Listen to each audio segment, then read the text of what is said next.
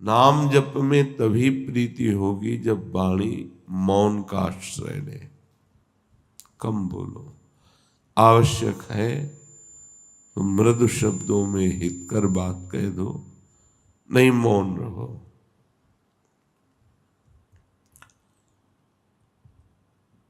वाणी को जितना तुम संभाल संभाल करके नाम जप में लगाओगे तो तुम्हारा अभ्यास बन जाएगा नाम जप करने का।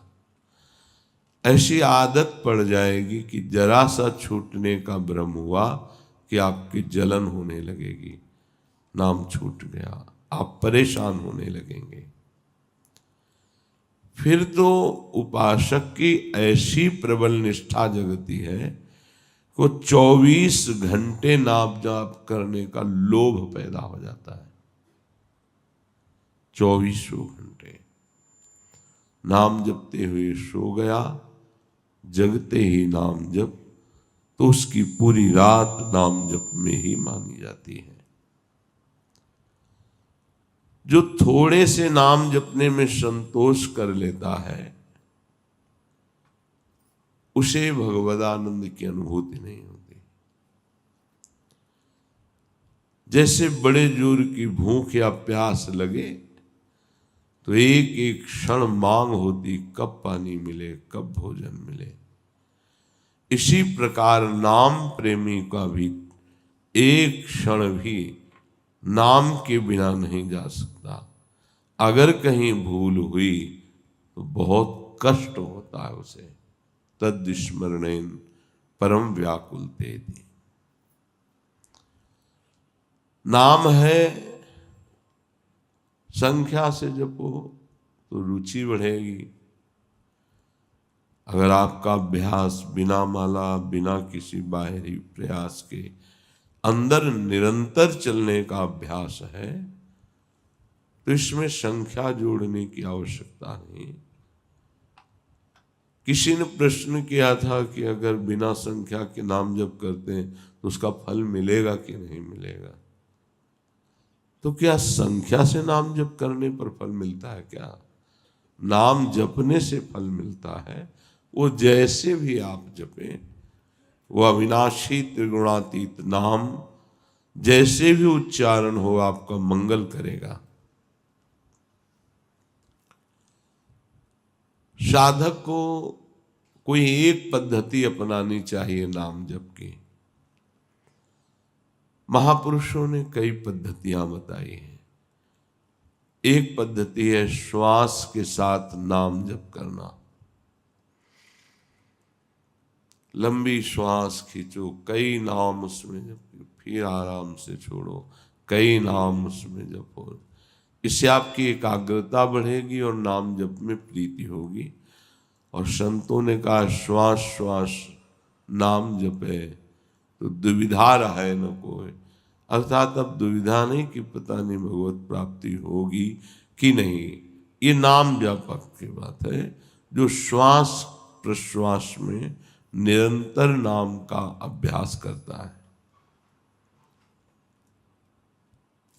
दूसरा है अपने मानस में नाम भगवान को विराजमान करो, लिखो। राधा दिखाई दे रहा है, बार बार राधा राधा राधा। इन नाम अक्षरों में अपार सामर्थ्य है। बारंबार अपने मन से लिखो और उसे पढ़ो, उसी को सुनो, उसी को बोलो। वो नाम तुम्हारा परम मंगल कर देगा, दृढ़ अभ्यास हो जाएगी। यदि नाम का ऐसे ध्यान नहीं होता तो जो विग्रह आपको प्रभु के प्रिय हो उस विग्रह को अपने पास रखें, थोड़ी थोड़ी देर में दर्शन करें, फिर वही नाम जप करते हुए मानस पटल पर आराध्य देव का चिंतन। राधा वल्लभ लाल को हृदय ध्यान, मुख नाम।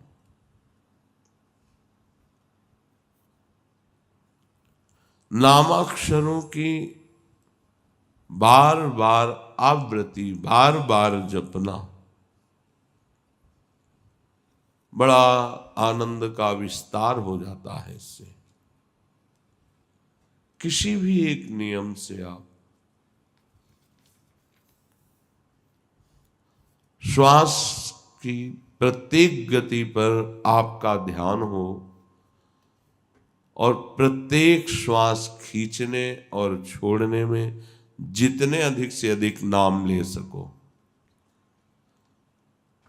अगर श्वास के साथ मंत्र चलने लगा, नाम जपने लगा, तो फिर माला की आवश्यकता नहीं है।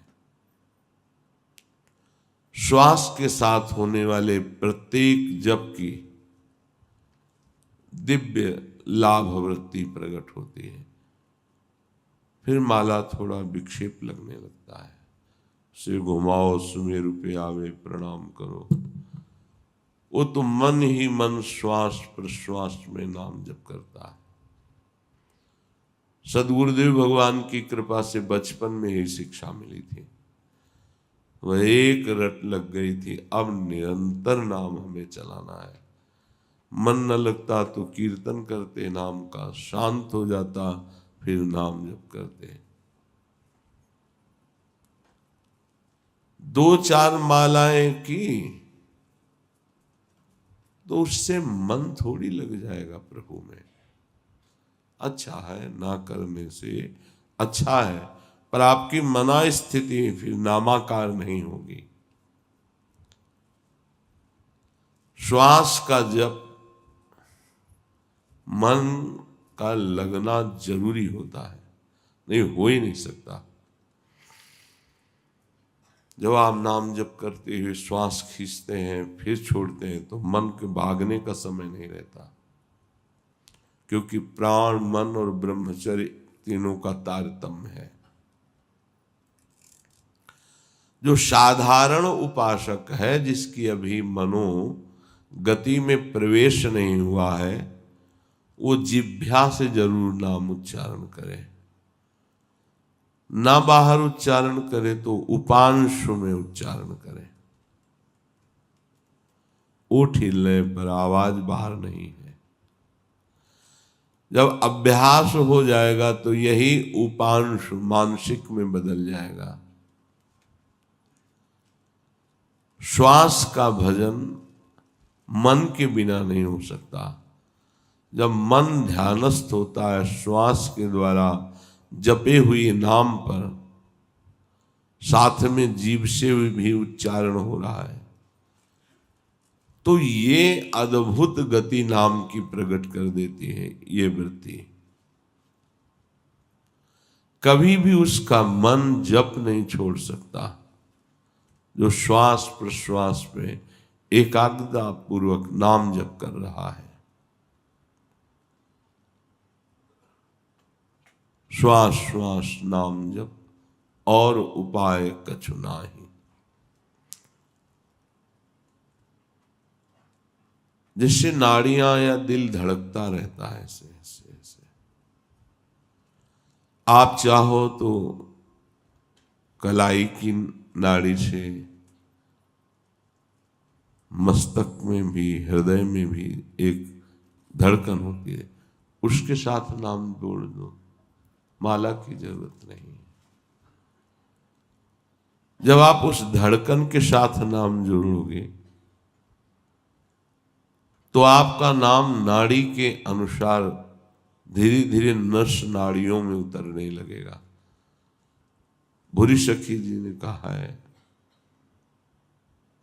रोम रोम जब रग रग बोले, तब कछु स्वाद नाम को पावे। इसमें भी बहुत निरीक्षण की आवश्यकता है कि एक भी धड़कन खाली न जाए, नाम के साथ चले। जीभ से उच्चारण और एकाग्रता धड़कन में ऐसे ऐसे होती रहती है। तो राधा वल्लभ सी है, राधा वल्लभ सी है। फिर एक बहुत महान नाम जप की पद्धति है कि आंखें मूंद करके पूरे नाम को सामने देखना। लिखा हुआ नाम, बार बार उसे पढ़ रहे हैं, सुन रहे हैं। यदि ऐसी स्थिति नहीं तो बार बार लिख रहे हैं, देख रहे हैं, सुन रहे हैं। अपने सामने आकाश की तरफ देखकर नाम लिखो, या अपने मस्तक पर लिखो, या अपने हृदय पे लिखो। मन को पढ़ाओ जरूर, बिना पढ़े आगे न बढ़ने पावे।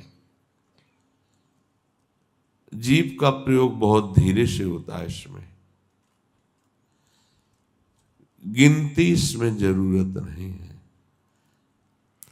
अब जैसे बातचीत कर रहे हैं, आपसे प्रश्न उत्तर कर रहे हैं, तो नाम दिमाग में छाया रहता है, जबान से नहीं जप रहे हैं, पर जिधर देखो उधर लिखा वही नाम। तो हम एक क्षण भी नाम से अलग नहीं रहते इस पद्धति के अनुसार। मंत्र अक्षर या नाम अक्षर साक्षात भगवान है। अगर आप मन से उसको लिखोगे और देखोगे तो आरंभ में थोड़ा आपका मन विचलित होगा, फिर मन आसक्त हो जाएगा और सबसे बढ़िया तरीका आ जाएगा ये नाम जप का, देखते हुए। इसका अभ्यास चतुरासी जी का किया गया। तो आप सच्ची मानो जैसे देख के आप पढ़ते हो, ऐसे माइंड में लिख गए, देख के पढ़ा, एक एक लाइन, एक एक पंक्ति, ऐसे पूरा 2 घंटे में होता है। 1 मिनट का समय नहीं कि उसमें चूक हो जाए। फिर योग दर्शन में लिखा है, तज्जप तदर्थ भावनम।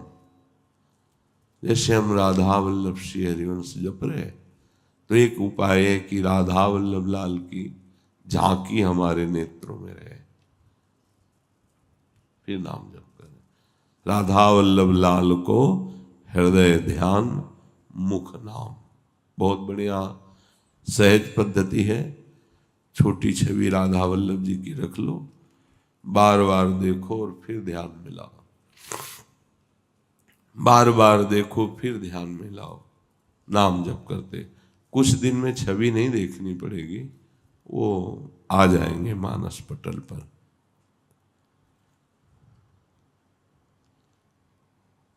चाहे जिस मार्ग का पथिक हो, नाम के बिना सदगति प्राप्त नहीं है। ओमित्येकाक्षरम ब्रह्म व्याहरन माम निस्मरन यह प्रयाति त्यजन देहम शयाति परमाम गतिम। गीता जी में भगवान श्री कृष्ण कह रहे हैं कि ओम एकाक्षर नाम मुझ ब्रह्म का ही है। इसका उच्चारण करते हुए यदि मेरा ध्यान किया जाए, मुझ परमात्मा का ध्यान किया जाए, तो वो शरीर छोड़कर कैवल्य परम पद को प्राप्त होता है। मनुष्य अगर अपने आराध्य देव की मूर्ति का ध्यान जबान से और कान से भगवान नाम जो जप रहे हैं उसका श्रवण, तो ये उत्तरोत्तर मंत्र नाम उतरता है। पहले जिह्वा में, फिर उपांशु में, फिर मानसिक में, फिर परावाणी में। परा पश्यंती मध्यमा वैखरी, वैखरी जो आपको सुनाई दे रही है, उपांशु में चल रहा है। मध्यमा पश्यंती, वो देख रहा है नाम को, डूबा हुआ है नाम दर्शन में। परा, अब यहां जब किया नहीं जाता, यहां अपने आप होता है। जब नाम नीचे उतरकर परावाणी में विराजमान हो जाता है, तब जब किया नहीं जाता, स्वाभाविक होता है। ऐसे अभ्यास से उत्तम नाम जब प्रारंभ होता है। जिसकी नाम में रुचि और महत्व बुद्धि हो गई, विश्वास करो बेड़ा पार नहीं करना, पार हो गया। इतना स्मरण रखना चाहिए कि नाम को बेचना नहीं चाहिए। बेचना यही है कि प्रभु हमने इतने माला जपा, इस समस्या का समाधान हो जाए, ये हो जाए, वो हो जाए। अगर निष्काम भावना हो, नाम का ध्यान या नामी का ध्यान करते हुए प्रेम सहित निरंतर गुप्त भजन हो, तो बहुत जल्दी उसे भगवत साक्षात्कार हो जाए।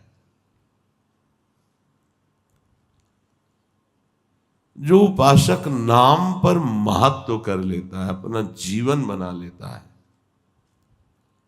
श्री गोस्वामी तुलसीदास जी महाराज ने एक पद में कहा, नाहिन आवत आन भरोसो, नाहिन आवत आन भरोसो, यह कलिकाल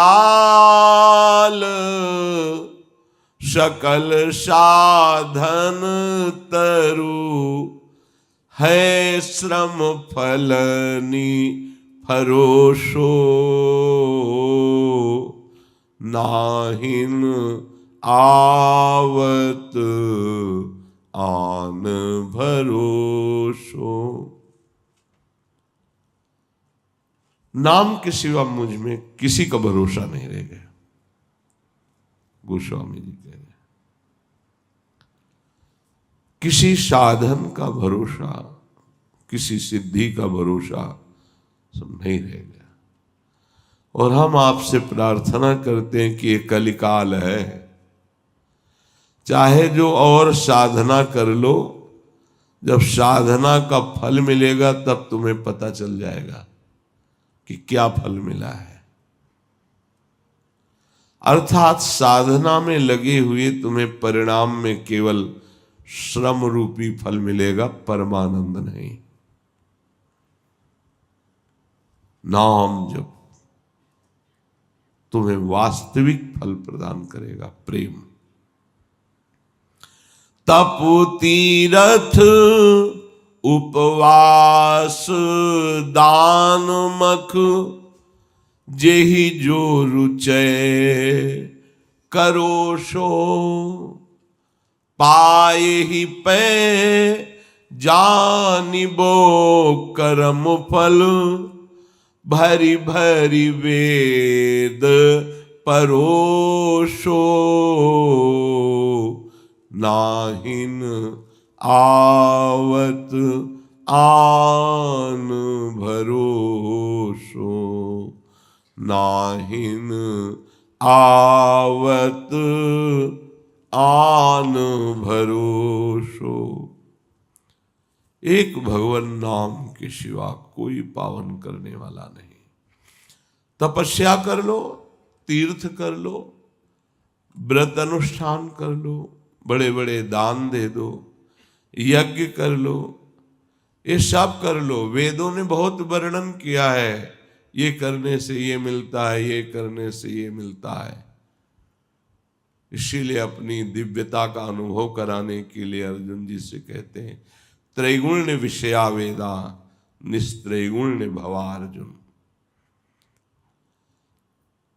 बहुत वेदों ने फल परोसा है, ऐसा करो तो ये फल, ऐसा करो तो स्वर्ग में ये सुख मिलेगा।